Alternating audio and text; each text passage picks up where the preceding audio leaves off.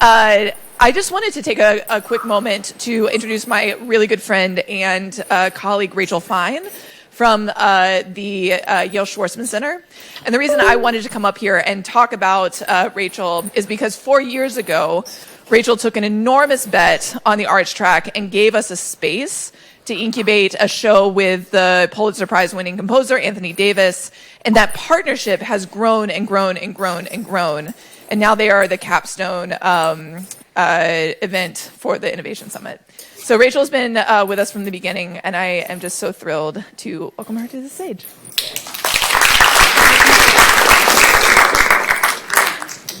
It's funny because my intro was thanking Francis for inviting me 4 years ago to be a part of Shimmer and the arts track. I really wanted to start my intro by thanking you and by thanking Josh and thanking Yale Ventures for having an arts track and for elevating arts with climate change and AI and tech. I don't know of another conference that has the arts elevated in the way that it is here. So thank you. You have spearheaded this from day one and made it happen. And again, it's just grown and grown and grown. Anyway, welcome. I am the executive director of the Yale Schwarzman Center. We are just around the corner. And if you have not been there yet or you don't know where it is, we're over by Beinecke Library. And I invite you, we are open and we have a number of exhibitions going on right now. So please go and tour the space. If you're not familiar with it, we are 125,000 square feet. We are a repurposed building that has been around for more than 100 years. And we are an arts and culture space. We're a hospitality space with 6 dining platforms. We are a wellness center. We are a student center. But when people ask me what we really are, I would say more than anything, we are a community building center. And it is through these things, arts and culture, hospitality, and wellness, and student center, that we build community and cohesion. And it's really the first operation of its kind on Yale's campus. We are now 325 years old, and we are at the heart of campus. We are at the center of campus building this community, and it's not just for undergraduate students, it's for undergraduate, graduate, faculty, staff, New Haven community members, and more. We will celebrate our 5th anniversary on November 5th, 2027. So we are still, I wouldn't say we're a startup anymore, we're a toddler, but we're still finding our way. And what really makes us different, I would say, than most arts and culture centers and other community-oriented spaces. We have several multi-use flexible spaces, and they are shared spaces. We have no fixed seating. We have no fixed seating capacity, and we have no barrier to entry. So everything that we do in the arts and culture space and the performance space is free to everyone.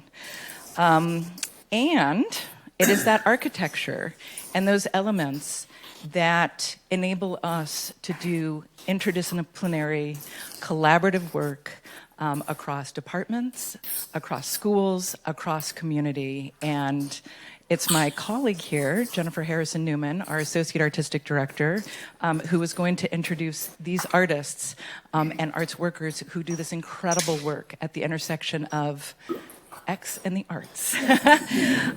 Anyway, I'm so pleased that Frances invited us here to do this panel. And again, I invite you over to the Schwarzman Center. The capstone event that she was talking about tomorrow night is a folk opera called Jubilee. You have to register for it separate from the conference in order to attend. But it is going on tomorrow night in the Dome. So now I want to introduce Jennifer. Jennifer is an artist in her own right. She is a dancer. She is a choreographer. She is many things. She is our single most important programmer in the space and visionary, and we've worked together now for almost 4 years, and she's going to introduce our panelists. So, Jennifer? Yes, I extend gratitude to Frances and Emily and the entire Innovation Summit creators for having us here today. Thank you guys so much. It is like I think our third year here, third or fourth year here, and it's great to see a room full of friends, colleagues, collaborators, and some new faces. So I am really thrilled to introduce you all to these incredible creators who are working at the intersections of science and tech and health and beyond. And I'm going to let their work speak for itself. But why don't I do some brief bio shares here, just so that you guys know what kind of radness is in front of you. So at the far left here, Janani Balasubramanian is a multidisciplinary artist and director whose work operates at the forefront of art, science, and collaboration. His work has been presented worldwide, including at the Metropolitan Museum of Art, the Museum of Modern Art, Lincoln Center, the Public Theater, London School of Economics, the American Academy in Rome, the San Francisco Exploratorium, which is dear to my heart as a Bay Area kid, the Andy Warhol Museum, and the Yale Schwarzman Center. Recently, his work was featured at the Music Center in Los Angeles in partnership with LeVar Burton's entertainment company. His projects have received support from many foundations, Sloan Foundation, MacArthur Foundation, Sundance Institute, Pew Center for Arts and Heritage, Jerome Foundation, etc., etc. Janani is a sought-after advisor on art, science, strategy, creative technology, and interdisciplinary collaboration. Teaches at Stanford in the design school, Stanford D School, and has a new book out called Art, Science, Undisciplined, a playbook for transformative collaboration, out on University of California Press. It's Janani. Next up in the middle, Peter Flaherty is also out from California, but from Cal Arts. Peter is a director and interactive artist whose work is shown in international venues, theaters, galleries, museums. His work, he has conceived The Dial, an interactive narrative combining augmented reality and projection mapping, which premiered at Sundance. He created The Surrogate, which was a virtual reality narrative, which melded 360-degree video and computer-generated explorable environments. That was at South by Southwest. Creative director for Marvel Studios, Disney's Eternal AR, which was a companion piece to Chloe Zhao's feature film, and a work that I think we'll hear more about today, Empire at Sea, which is a solar punk AR drama, which features climate scientists who colonize an oil rig after an environmental catastrophe. That will premiere this summer at Venice, correct? Yeah, later this summer at Venice. Very soon. Peter's work has been at the Metropolitan Opera in New York, the Bolshoi Theater in Moscow, Roundabout Theater in New York, Institute of Contemporary Art in Philadelphia. He's designed video projections, interactive art for installations, performances, and concerts. Also MIT Lab, and has also received many, many grants. So, Peter. Directly to my left is AZA Allsop. Dr. AZA Allsop is an assistant professor here at Yale School of Medicine in the Department of Psychiatry. Also, the director for the Center for Collective Healing at Howard University, and is also an artist, a neuroscientist, a psychiatrist who works at the intersection of social cognition, music mindfulness, and psychedelics. We'll hear more about. AZA studied biology, philosophy, and jazz studies at North Carolina Central University, received his MD from the Harvard School of Medicine. Didn't know that Harvard had med school with music. Music is medicine. There we go. That's the theme. PhD in neuroscience from MIT, and was an Emerson Scholar at Berklee College of Music. So you're also a principal investigator here. You have a lab called the AZA Lab, whose mission is to design transformative mental health treatments inspired by music, mindfulness, and psychedelics. By integrating an intersectional framework, they transcend traditional diagnoses and treatments, creating community-based models that foster connection, empathy, and equity. AZA also teaches meditation, yoga, and music, and co-founded 2 companies, Renaissance Entertainment and Me Freely, which combine music, science, community building, and they drive social change. That is AZA. Radness. So I'm really excited for them to share their work with you, so you guys get to actually learn a little bit more about what all these words meant. So why don't we start with Janani? Yeah? Come up. Do I take that? You might. Okay. Hi, everybody. Today I want us to start by just grounding you in one project that I have worked on, so you get a sense of how do I work, what kind of questions do I think about, and what inspires kind of each subsequent stage of curiosity in any given project. So to do that, I am going to invite you all to first close your eyes. So remember, not just here at Yale or in Connecticut or in this land called the United States, we also live on a planet that is in outer space, right? All of us live here in outer space. The project I'm going to tell you about is something that I conceived with my colleague Natalie Gosnell, who is an observational astrophysicist, which means that she uses data from telescopes on the ground and in outer space to tell stories about the sky. So one particular story that Natalie told me when she met was based on her research on the science of companion stars. So if you imagine a night sky for a moment, a field of stars, about half the points of light that you see actually each contain 2 stars. But those 2 stars are so far from us and so close to each other that our eyes optically resolve them into a single point of light. So Natalie looks at stars that are close enough together that over the course of their lives, they influence each other's life course. One phenomenon she's worked on is one in which a star towards the end of its life will give almost all of its matter to its companion. When we started working together nearly a decade ago, she was bemoaning that kind of dominant science journalism, because her research was quite widely covered, was using narratives like these to tell the story of her research. You can open your eyes.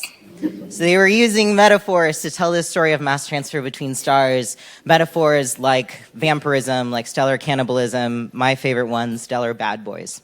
And she was saying she was very frustrated with science journalism defaulting to a framework of violence as the way that we tell stories about outer space, right? Because if we imagine outer space as a place that violence happens, we then naturally imagine our inner space and social spaces as places where violence happens. And we wanted to move out of that framework. And fortunately, the affordance of real interdisciplinary collaboration is no one really quite knows what you're doing. So you can make up things as you go. I've been super influenced by the work of many feminist science studies scholars who prompt us to think about science and culture as being continuous with one another, right? And so this scholar who's in New York, the feminist anthropologist Emily Martin, has worked on how science metaphor is influenced by the culture that we inhabit, right? And so the call within her paper, The Egg and the Sperm, which was published in 1991 in the journal Science, was really to pay attention to that, to wake up sleeping metaphors in science, to understand science as something that we can shape culturally and vice versa. So what we decided to do in our project was to shift out of a framework of violence and extraction as the way that we understand astrophysical stories to a framework of care and connection. So over many years, we developed a project called The Gift that is an immersive reading experience. It involves a designed book object, an enveloping musical score, lots of people moving in and out of it. It has been kind of artistically successful. Those are shows you see at the Schwarzman Center, actually, a show that we did for high school students at Mount Wilson Observatory in LA, at New York Public Library in partnership with Lincoln Center. We've kind of done the whole art world gambit with this show and gotten a lot of amazing audience feedback. But the story doesn't stop there. The types of audience feedback we were specifically receiving was people sharing how this, 10 to 15 minute-ish experience was helping them make new meaning and sense of really big experiences of loss in their own human lives, right? That we had activated the story from the stars to help them grieve. I got excited about that because that's a big thing to pull off, to be able to help people process something as significant as loss. And we started digging into that, investigating that, delivered it in a variety of not only arts contexts, but also medical contexts, including the section of palliative medicine at Stanford, for clinicians, for caregivers, for patients. And what we are up to now, because our most recent show was at the Music Center in Los Angeles, where we got to partner with, I think I have to press play. Can someone help me? Is AJ here? Or wait, no. I can manage to press the play button. We got this. Sweet. So this is from our show in Los Angeles.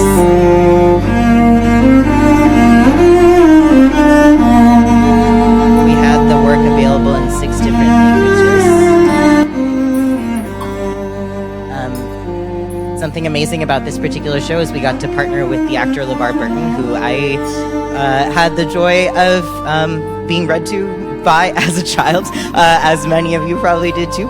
And the kind of next step for this project, we are partnering with him to transform it into a productized version where individual people and communities, families can enact this work of live art that has historically been in these kind of grand venues as something that you can also do at home or by a hospital bed or in small groups together. So that's what's coming up next.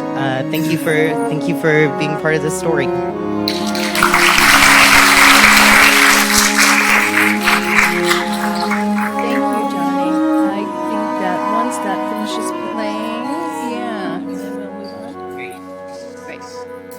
So the at-home version is actually in residence right now at the Schwarzman Center as you guys are starting to incubate. Yeah, which is great. Thank you. Next up, Peter, why don't we talk about Empire at Sea? Fab.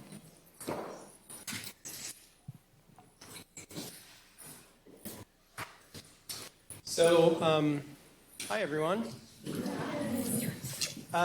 So I'll speak a little bit about Empire at Sea here. I'm not sure. Are we going to bring up the deck? Are they all in one deck? I just don't know.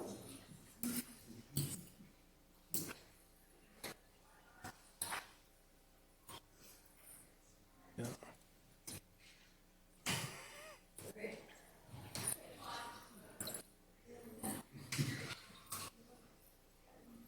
I feel like working in new media, I know how to use a mouse, but I'm not sure what is. I don't know what's wrong. Yeah, click it twice. Maybe. It didn't work either. Is there an alternate speech? Right, yeah. Yeah.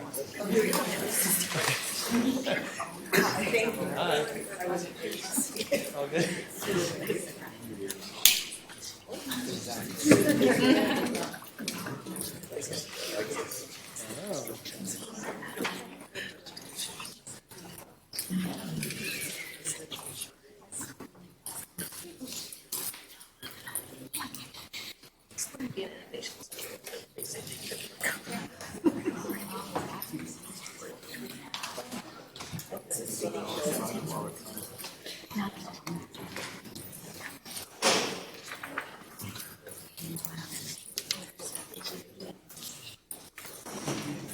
Maybe tell us about it while it's coming up. I will.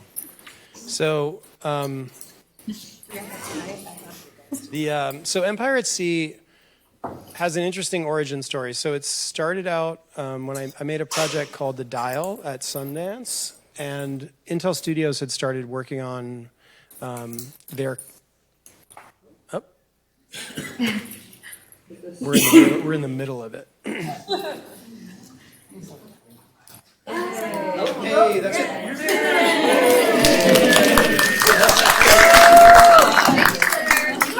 All right. So, some of you have heard this morning. Empire at Sea is an AR drama, a solar punk story about a group of climate scientists who moved to an offshore oil rig for their summer sabbatical to try to create a sustainable city at sea.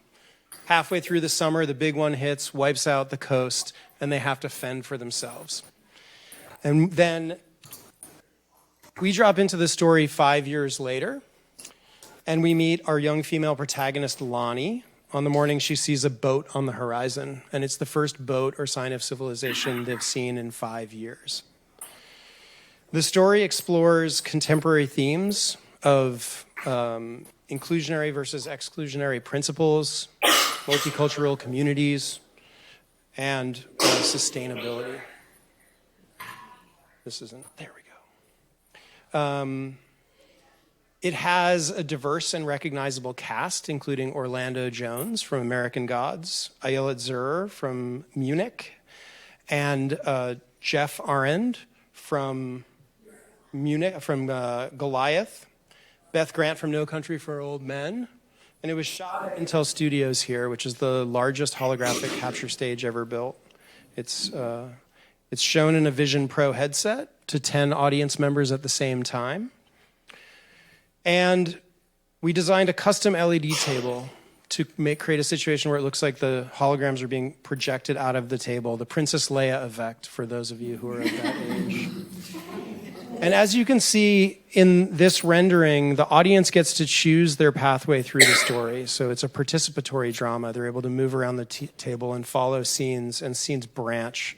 And here you have a version where the table is serving as an exterior. So between the interior scenes and the exteriors, we can create a fully interactive film.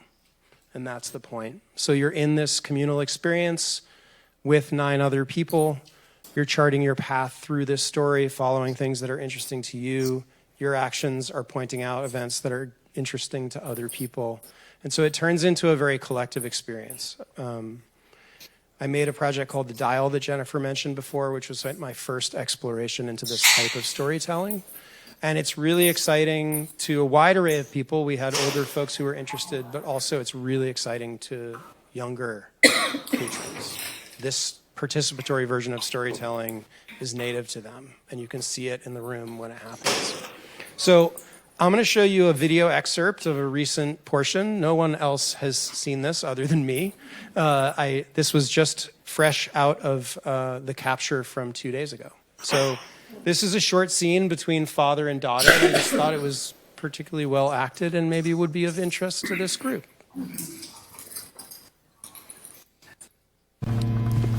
You okay? Jesus, why do you still have that? It's the only thing your mom's dad left her. She wouldn't let me get rid of it. Do you even know how to use it? Sure. Okay, show me how to load it. It's loaded. Did Joe do it? No. I read the manual.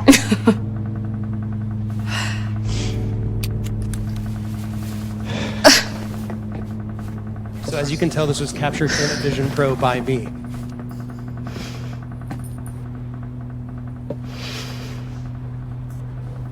Stay in here until I tell you it's safe to come out. Who's on that boat? Whoever it is, they survived a tsunami, and a cataclysm of that size changes people. Clearly. They could be violent. But you don't know. So you're gonna find out before you do anything, right? That is a risk I cannot afford to take. They might have news of the mainland. They might be able to take us back. I promise you, the first chance I get to get us off of here, I will take it. But I need you to trust me right now. I couldn't protect your mother. Let me protect you. Please.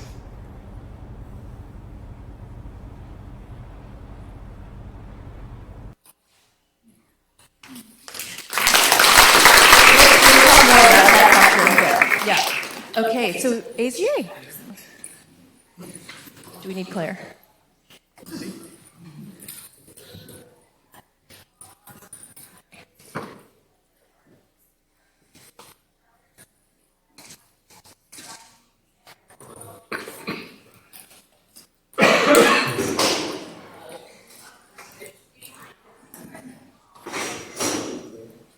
Claire. Back there.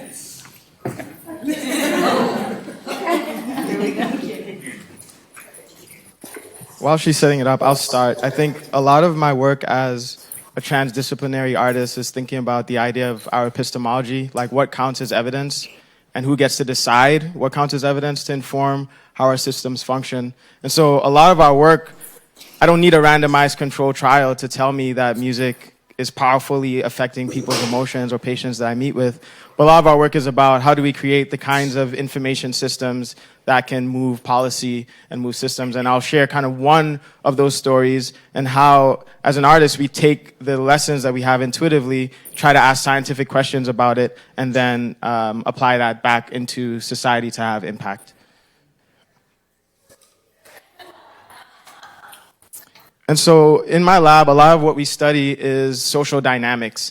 Much of what we know about the human brain was discovered in individuals acting in isolated contexts, which is not at all how humans actually behave. And so we're now taking new approaches to record from groups of people when they're engaged in things like music, mindfulness, and psychedelics to uncover a new human physiology, the physiology of the collective, and how we can leverage that to treat a number of different neuropsychiatric conditions, to depolarize groups and teams, and also to help humans facilitate coordinated action, particularly when it comes to things like the climate and climate action.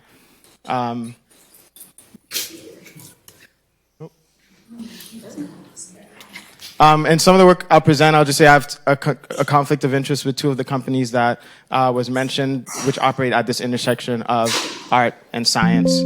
And one of the reasons why we think music is so important is because it's something that we find to be universal and global, and we know that it can facilitate social connection and social interaction in a number of different spaces.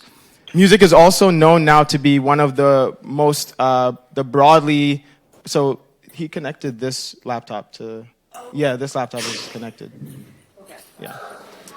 Music is one of the most widespread activators of neural activity and creates a really powerful opportunity for non-invasive neuromodulation.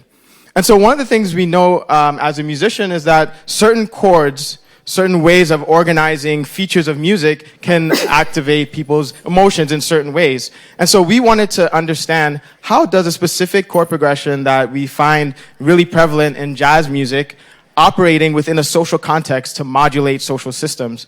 And what we were able to find for the first time is this unique part of the brain, this network that involves the somatosensory cortex. This is the part of the brain that actually allows you to feel, is activated when we play this chord progression, and people can see each other in a way that you don't get if you have the chord progression on its own, or if you have people without the other social interaction. And so we're able to discover now for the first time that a particular aspect or feature of music can very specifically activate this particular network in the brain.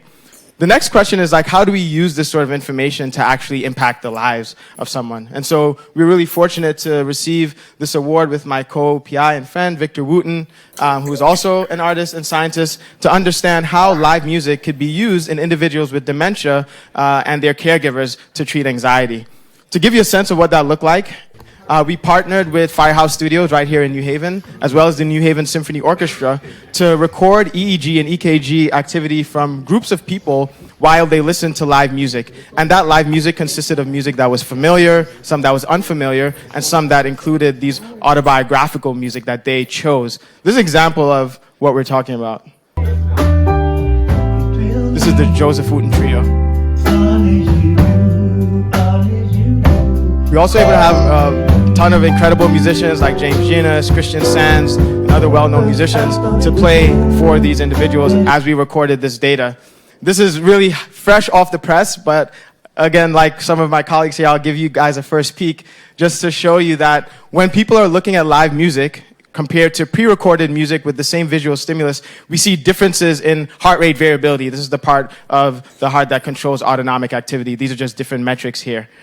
And then when we look at what's happening in the brain of individuals with dementia, as well as their caregivers, we see these really important differences widespread in network activity when they're listening to certain live music. And we're now beginning to untangle how not only these differences might affect their physiology, but how we can leverage that to treat anxiety. And so the question is, not only can we understand the specific features of music that can allow us to treat a wide range of neuropsychiatric conditions, how do we then use that within real artistic context to reach people at mass?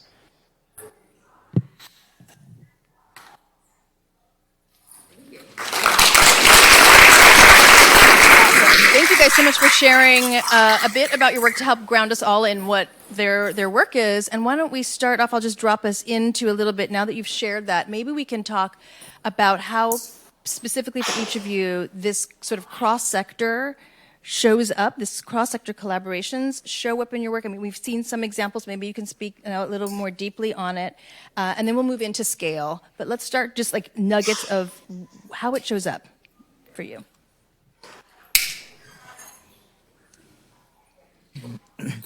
So Natalie, my astrophysicist collaborator, or actually one of my astrophysics collaborators, and I recently wrote this book, Art, Science, Undisciplined, on exactly this question of collaboration.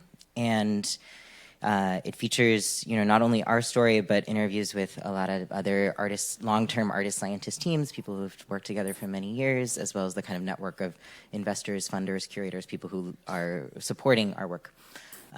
Some of the things that we learned, both through our own journey of collaboration and through the process of authoring this, is one, there was a strong kind of field-wide need on the how of strong interprofessional collaboration. There's a lot of energy and interest, kind of simmering possibility, like, hey, we think we should work across art and science.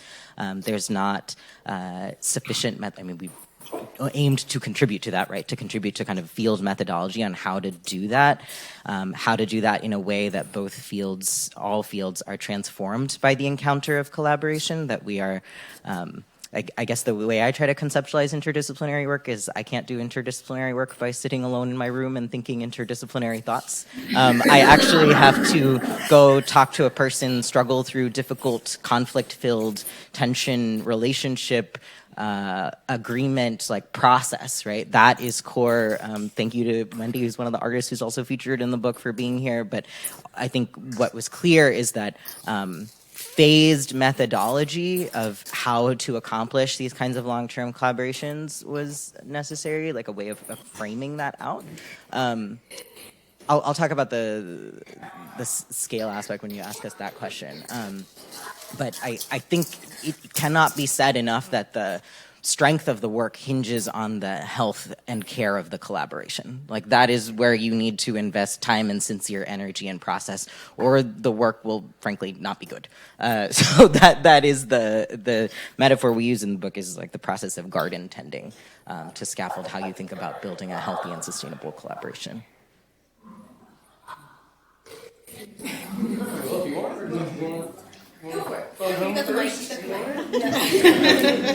I feel like the garden tending idea is that's a really great visual metaphor to think about how collaboration works.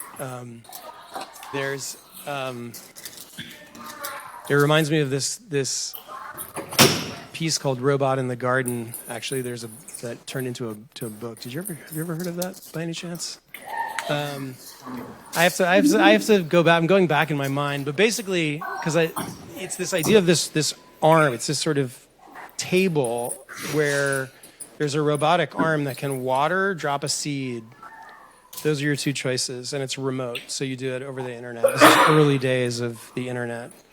And so you have two choices. You drop a seed or you drop water, and everybody wants to push the button. That's really what it comes down to. And so this speaks to both interactive art and also collaboration. If you overwater it, it will drown. If you underwater it, it will die. If you put too many seeds and overpopulate it, they'll all die. So it's about knowing how to restrain yourself more than anything. And so I feel like I was sort of lucky to come up in a time when I came up working in a kind of post-Wooster Group era New York. My mentor was Chris Kondek, who was actually the Wooster Group's original video designer. He had moved to Germany to follow love, and I sort of met him, and I was a young 20-year-old and was introduced to that world and learned about collaboration from them. But even before that, I was like, why can't I put film in my installation? And art teachers were like, well, we don't do that. We don't know how to teach you how to do that. Or why couldn't there be a performance as part of this work that is normally an art gallery piece? It's like, well, we don't normally do that. We don't know how to support that. So I think it's also the case that now the lessons that, and the artist who created Robot in the Garden is Ken Goldberg. Took a moment for it to come to me. But that piece speaks to this idea of collaboration and participation that is now becoming ever more native to the next generation of people, but also artists, that they know they want these things. And the world is like, we don't know how to teach you that. We don't know how to support that. And I think it's incumbent upon all of us as artists and as people who are in the world of presenting art to figure out how to support that, that's really the way forward. And I'll just add that I think what I've found to be really helpful is involving the community that you want to work with from the very beginning of ideation. And I think that willingness to kind of give up whatever your privileges are around your certain knowledge system or your certain field or perspective really allows for, I think, that transdisciplinary work. We've been able to work with, musical intervention, New Haven Symphony Orchestra, and many different groups that are embedded in the community because we start from the beginning with understanding that we're both bringing equally privileged information into the perspective and what will inform what's valuable to do and how to go about doing it. What I'm hearing is also these sort of what we consider kind of practice, like theatrical performance practices. What does it mean to get into a room and create something from new, right? There's questions, there's curiosity, there's collaboration across everyone who's in the room, whether they're the director, the actor, the dancer, the choreographer, everyone's collaborating. So there's some deployment, I think, of these like techniques or strategies that we think of as sort of typical to a creative process, but you're bringing it into these other spaces. For example, in a science or health astrophysics space, or even now, Peter, out of the theater, put live performance into VR, AR, and the conversations into those spaces, like how is that different? I wonder if you all can talk a bit about how when you enter these spaces, these institutions, maybe it's an institution, maybe it's a educational institution, maybe it's a performance space, performing arts center, but if you could talk about how you're bringing your work into those spaces has either transformed your work or transformed those spaces. I can speak to one example of this. I think oftentimes in science, part of the issue with translation is the lag time, right? Like you might discover something now, and then by the time that basic science finding moves all the way through clinical trials, for it to be adopted, that could be 5 to 10 years. And so one of the things that we've done is to ask, how can we use our artistic vehicle to very rapidly take the things that we're learning and implement them in society now and see what happens? And so we were really fortunate to be able to work with the Kennedy Center early last year to institute an engagement called Music for the Collective, in which we took different aspects of music that we've discovered through science is going to affect the nervous system in very particular ways, and put together experiential for people to actually come in and experience the ways that music could influence their physiology, and then share the science behind what was actually happening. I think that sort of lived experience of the arts within an artistic frame, but then also understanding, oh, this is the science behind why I feel what I feel, was a really I think, opening experience for a lot of people, and gave a lot of validity to the sort of experience that can often be treated as purely subjective or purely anecdotal.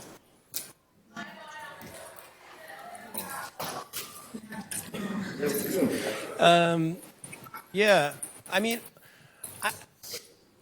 I think that's a great example. I think something that I always find is that when I meet someone who's really interesting from one field, like an interesting scientist, after a little bit of discussion, you usually uncover that they're interesting in a lot of different ways.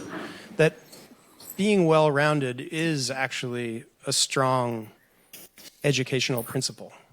And I think I've noticed we have a tendency to want to specialize because we get excited about things. At least I can speak for myself. But I think I see the same thing with my students at Cal Arts, for example, that people get hyper-focused on what they're doing. And it's a beautiful thing to watch. But it's also something that I think, interdisciplinarity and broad investigation and inspiration, I think, ultimately serves you really well. That the idea that, like, I started this surgical side product because I needed to get ACL surgery.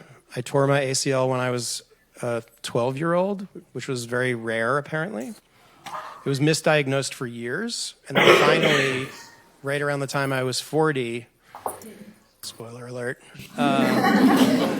I twisted my knee, and I was like, well, I should get it repaired now, because if I don't, recovery in my 50s, 60s, or 70s is probably going to be brutal. It's going to be bad enough now.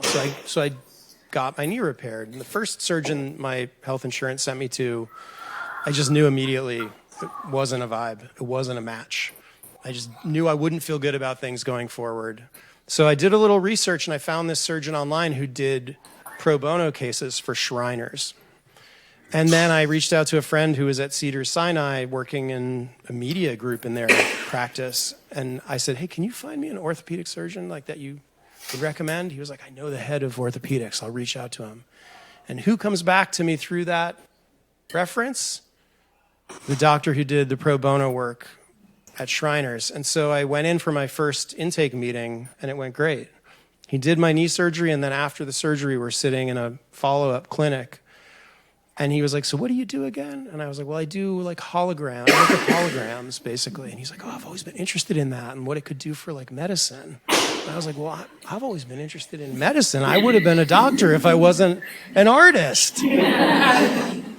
And he was like, well, what should we do? And I was like, I feel like you should give me your phone number.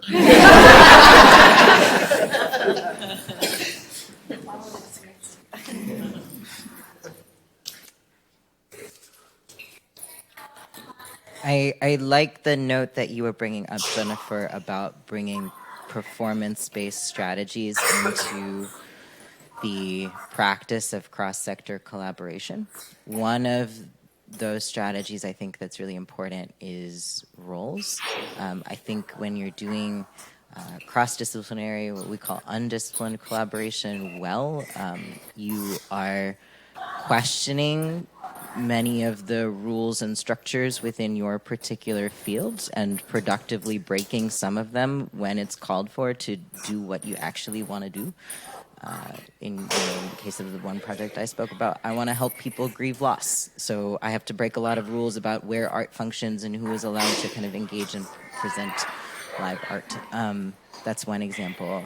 But I think one of the role inhabitation things that I daily engage in is moving between expert and amateur on any given question, because if you're doing, thorough, rigorous, cross-disciplinary work, nobody is going to be fully either in the room.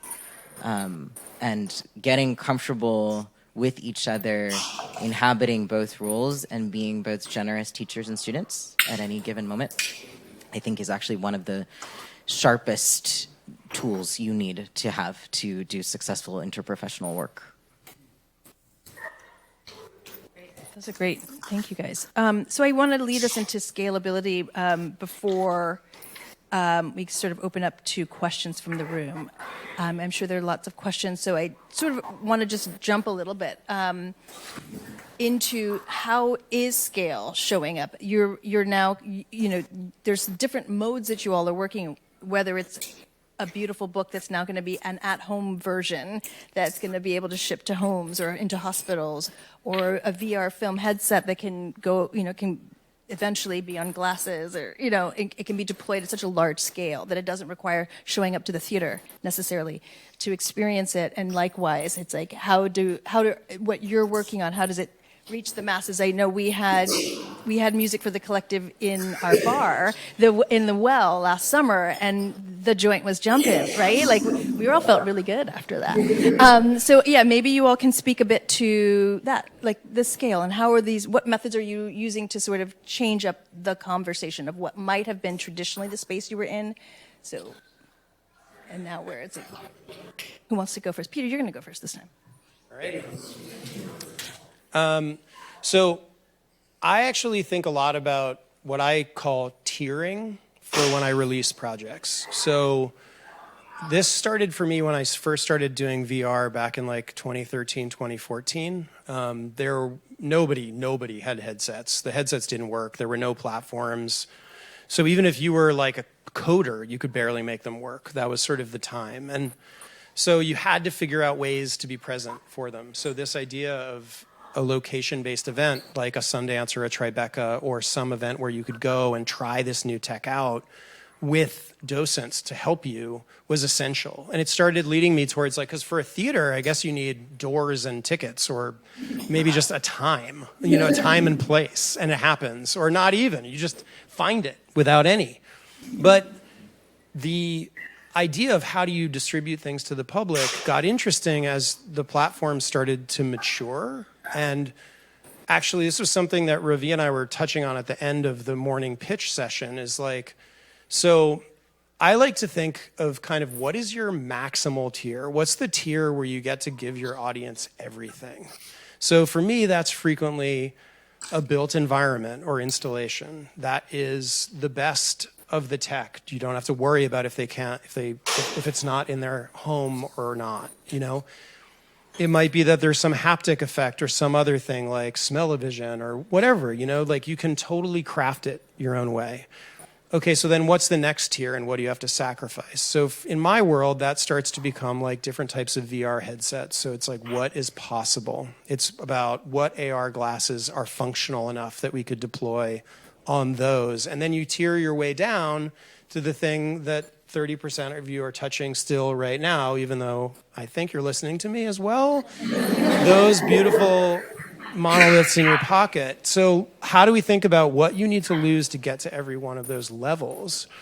But for me, it never stops at just one place. There's always a tiered approach where you're cascading down the champagne waterfall, you know, to those lower levels. And it's always just about what are you prepared to compromise to make those work? And what reach does that get you? And for me personally, I always want to be able to get my project to the widest group of people I can. I've never felt like there was something I didn't want to communicate to whoever was interested. So I'm willing to make all of those compromises. So I frequently think about there's compromises to take something to a live event space and then all the way down. And we can talk more about that, but it's something I think about quite a bit. I'll share two different things. One, with respect to the gift, one way I'm thinking about scale is with respect to the whole human life course. Because one of the goals of making an at-home experience, something you can do in community, something you can do with family, something you can do by yourself, is that it's something you can return to over and over again. As a human being, you inevitably metabolize new loss. That is the kind of whole project of being alive, right? As we make meaning with different kinds of loss and change. So I want it to be something you can reach for moment to moment over the course of your life. So I think about that as a different kind of scale rather than through pure kind of numbers of human beings scale over time and depth in a single person's life or in any given kind of audience member's life. The other thing I wanted to talk about, I wanted to read just a paragraph because the last chapter of our book, several chapters of our book are dealing with how do you help artists and scientists and our kind of network of funders and supporters and curators, deans, et cetera, help us collaborate well while we are in this world of, you know, campus often being divided, siloed, buildings being on opposite sides, this like strange modern experiment in disciplinarity. How do you navigate that world? But the last chapter speaks to a world that has been remade, like a future where we have undisciplined practice kind of abundantly available. So I wanted to read briefly what we see as that future. Take a moment and imagine with us a future where undisciplined collaborations are not only welcomed but actively sought out by sectors ranging from public health to climate policy to education to technology, not as a wayward novelty, but as a catalyst of systemic innovation and a powerful method for consistently and joyfully decalcifying homogenous thinking. In this future, artists are seen as integral to addressing societal challenges, not as communicators or amplifiers of scientific work, but as equal partners in the process of discovery and problem solving. Scientists who have been yearning for space to ask the bigger questions, questions that hum in the backgrounds of their minds and tempt their dreams, have the space to do so, and we all benefit from the fruits of their more expansive research. Practitioners thrive in joyful, transformative, strong collaborative relationships that are situated to tackle deep and complex issues, evade disciplinary silo, and avoid the persistent traps of hyper-individualism. The creative and the analytical, the speculative and the empirical, the poetic and the pragmatic are in constant and spirited dialogue. And undisciplined collaborations are positioned to offer courageous, novel thinking and innovative solutions to intractable and complex problems.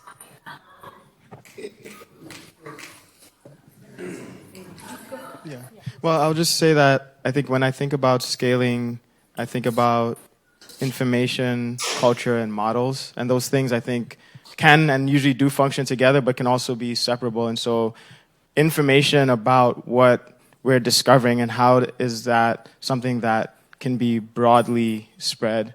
Then in terms of culture, what is the collective understanding and how does that create the environment for accepting change or facilitating change? And then models, can we actually show these are the things that work, these are the core components, and in different communities it might have to be adapted in different ways, but there's some grounding to a common model. And I think art actually very naturally is a space that can translate and scale across all three at the same time in terms of sharing information, in terms of shifting culture, and in terms of presenting models. And so we think actively about both from the work that we do as artists and the work that we do as scientists. How can we use art as the vehicle for scaling across those three levels?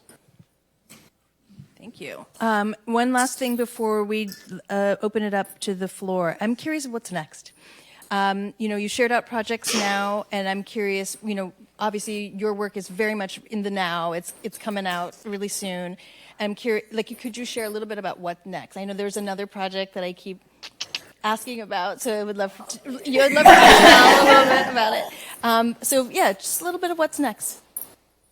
Yeah, right now we're actively collecting data on a project where we're looking at individuals with live dementia and their caregivers and how an active form of music can help to treat anxiety and chronic pain. And we got funding from the NIH to do that.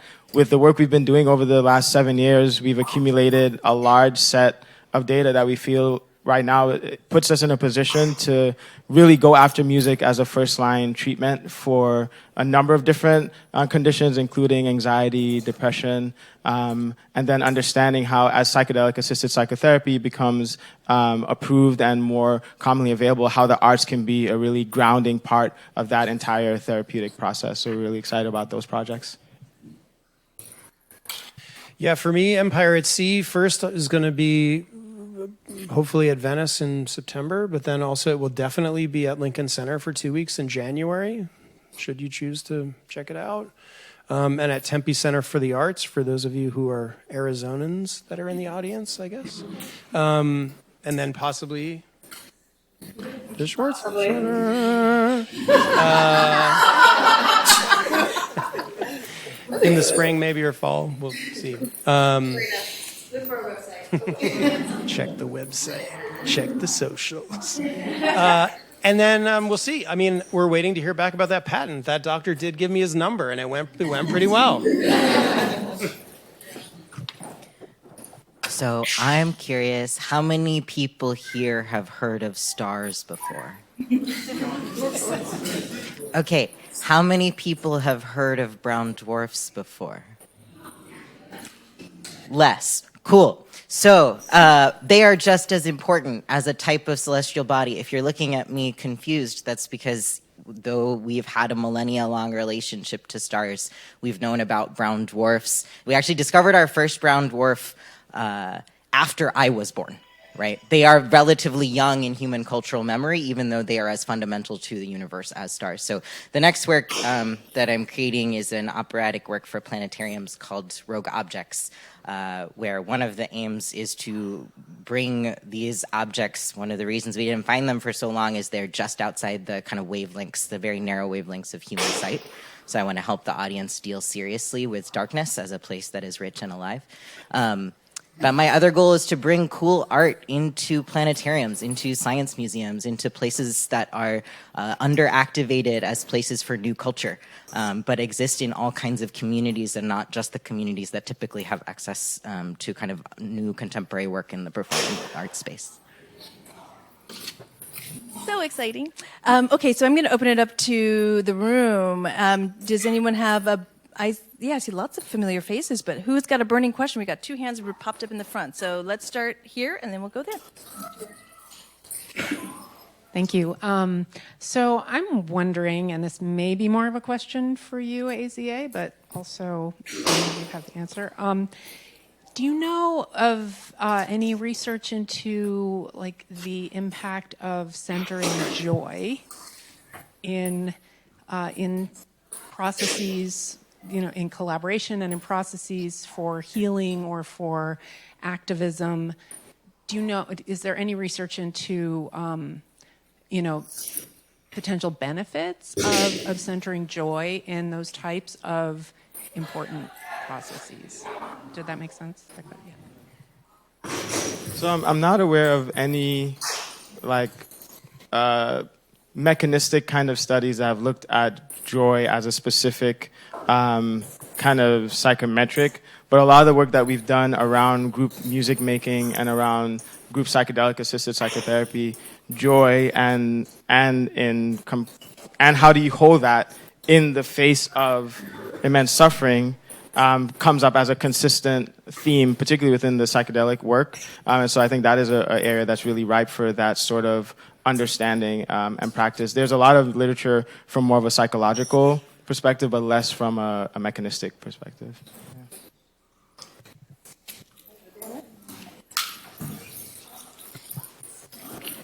My question was also for AZA, but I did have a part two with if you guys ever talk after these events, and it seems like there's some intersectionality between all three of the works that you're doing. I would be interested to see how they could be implemented so that we could see one body of work from three different angles. Would be really interesting. But I wanted to ask you a question. You mentioned something about when you find findings in the science world, it takes 5-10 years for you guys to implement it into society. And so you're sort of compressing that timeline. I was curious to know, is there anyone trying to regulate that compression? Do you have to get approval from anyone before you start to implement those things? Yeah, that's a really great question. I think that's a really great question. I think some of that depends on framing and roles, right? And so if I come up with, as an artist, I come up with an engagement or experience that is evidence-based, if I haven't put it through a certain, if I haven't put that through a certain regulatory framework, then I can't say this is to treat your anxiety, right? If I haven't done like a standard randomized control trial. Yet I have the evidence to know that it can treat anxiety and that there are these effects on the physiology, right? And so when I'm engaging in an artistic space or in a performance space, I have to be careful about what the language and the framing is about what I'm doing and what the evidence is for it. At the same time, we